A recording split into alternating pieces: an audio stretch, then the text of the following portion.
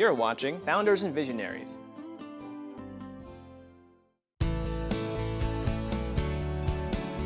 You're looking at my most prized possession, $2 million worth of 100% Kona coffee. That's 2,100 pound bags right here in front of you.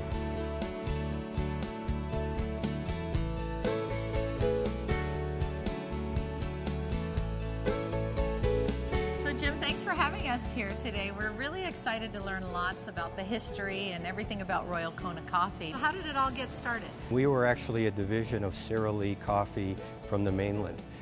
In about 1990, C. Brewer bought Superior Coffee from Sara Lee, and we made our primary brand then be Royal Kona. And we actually had a period of 4 or 5 years where we bought the entire Kona crop as Superior Coffee and then marketed it all over the world.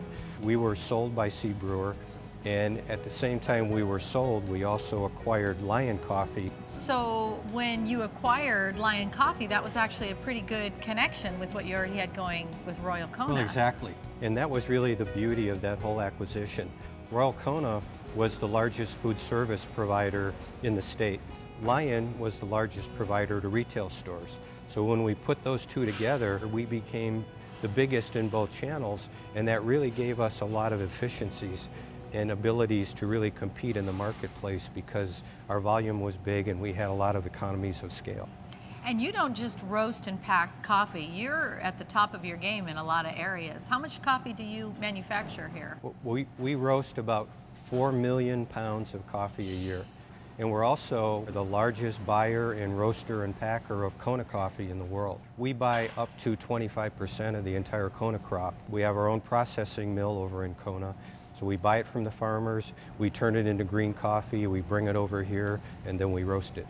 Let's talk a little bit about locally grown coffee. For a while there was a lot of headlines about people claiming their coffee was Kona coffee, and it wasn't.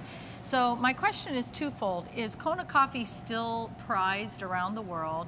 And then how do you maintain the accuracy and validity of that as you go forward? Well, that's tricky. Yeah. This legislative session, we had a new bill, House Bill 1552, that our company helped introduce, which basically tightened the labeling and truth in labeling requirements even more. You know, Kona coffee is known, along with Jamaican Blue Mountain coffee, those two, is probably the two best and most expensive coffees in the world. Over time, Kona has really held up from a standpoint of building its macro brand as well as building its price in the consumer marketplace. Buying coffee, the process and how it is out there in the marketplace is not that far off from the struggles we go through with barrels of oil. Well, exactly. You know, we're looking today at a price for green coffee that's really double, you know, what it was last year. When you really look at the fundamentals of why is that happening, the fundamentals don't support it. You know, there seems to be plenty of coffee, but it's just been bid up by people who specialize in buying commodities, and the weakness of the dollar right now hasn't helped us either. So to a great degree, the manufacturers and retailers have been compressing their margins to try to not give restaurants, hotels, and consumers sticker price shock. What drives us is that we know there is a market for a better product, and we just don't compromise our standards, even in a marketplace like this where the cost of coffee keeps going up. There's always a thought that says, well, should I buy cheaper coffee so that I can hold my costs down? And the answer is no, we won't. Well, the consumer can tell. Yes, they can. When they taste it. Yep. How do you stay successful amidst the growing popularity of all these other mainland franchises? They haven't really had that significant of an impact on what we do specifically. You know, we're either a wholesale to food service or wholesale to retailers for you to buy and take home.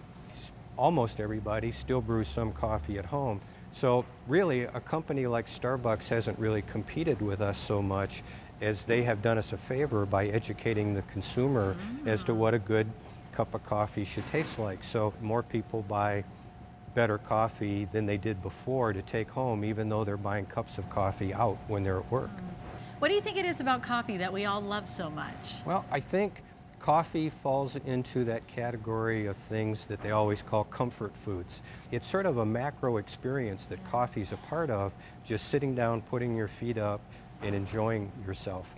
Why do you enjoy doing this? Well, you know, it's other than the great smell that you're surrounded by all day long. It's one of those businesses that's a really great business, and it's a lot of fun. You know, it's like any business. It's tough and it's competitive, but at the end of the day, it's really kind of satisfying to produce a product that's typically better than what other people produce, to raise the benchmark on what quality is, and see people really enjoy it.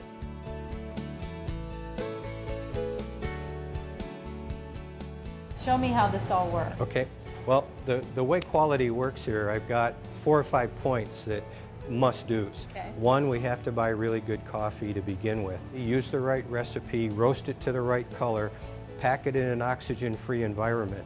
And if you do those things, chances are you're going to have a really good cup of coffee on a really consistent basis. And it's consistency that is the really important key. So what you and I are going to do is taste coffee the way professional cuppers do. All right. And the first thing we're going to do is what's called break the crust. So you stir it, and as you stir it, you smell it. Nate, the next one. Delicious. So next, there's still some coffee grounds floating on the top, so we're going to try to scoop those right off the top. Okay. The real important thing next is we're going to slurp it off a spoon. Okay. Slurp is the key word. By doing that, you splash it all over your mouth, so, and you oxygenate it, which improves the taste. Let me try this one more time. You gotta I'll follow your lead. Now we've got 100% Kona pea berry in the middle, and you see this pea berry is very unique in that generally there are 2 beans in every coffee cherry, but this only has 1. So because there's only 1, it is fuller bodied and has a better taste. And it's highly coveted and more expensive. Okay, I really like this one, the Peabody. Yeah, that's our Kona pea berry. Oh, pea berry. Pea berry. That's delicious. That's the most special coffee that we sell. Can I get the rest of this in a cup to go? No. It'll be full of grounds. I'm not picky. I love my coffee. Thank you, Jim. You're very welcome. This was great. Thank you. Thank you.